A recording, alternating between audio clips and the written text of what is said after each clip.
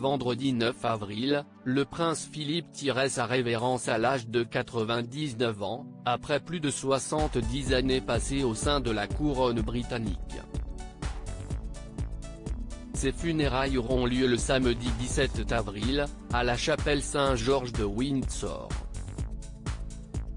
En raison de la crise sanitaire, les invités pouvant assister à la cérémonie seront en nombre limité, 30, selon les informations de la correspondante royale Rebecca English, et seuls les enfants et petits-enfants, ainsi que le personnel de longue date à l'instar du valet, de l'écuyer et du secrétaire particulier du prince, seront présents. George, Charlotte et Louis, qui entrent dans la catégorie des arrière-petits-enfants, ne devraient pas être de la partie. C'est ce qu'a annoncé le Télégraphe dans un article publié le 12 avril.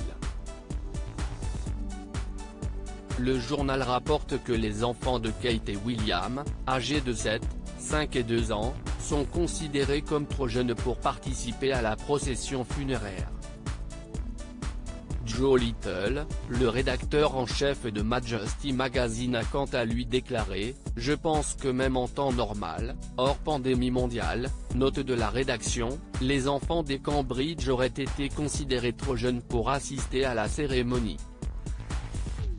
Le prince Harry, en revanche, qui vit désormais à des milliers de kilomètres de la famille royale, a fait le déplacement pour son grand-père.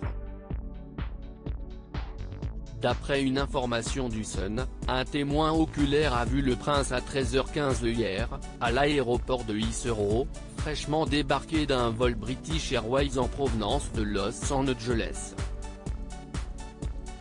En revanche, pas d'aperçu de Meghan Markle, restée aux États-Unis sur conseil de ses médecins.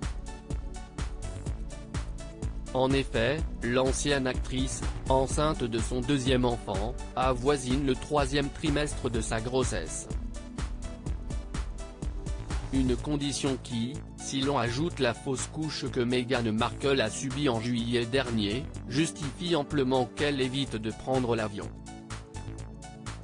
Les organisateurs, inquiets des rassemblements de foule en temps normal, un événement de cette ampleur aurait attiré des milliers de personnes, réunies dans les rues de Londres et autour des grilles de Windsor, ainsi que des centaines de membres des forces armées, appelés à s'aligner dans les rues en hommage au duc d'Édimbourg.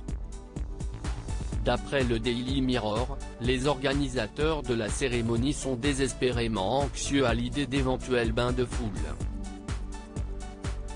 Le public a été appelé à ne pas se rendre devant les résidences royales, à voir si ce dernier respectera la demande.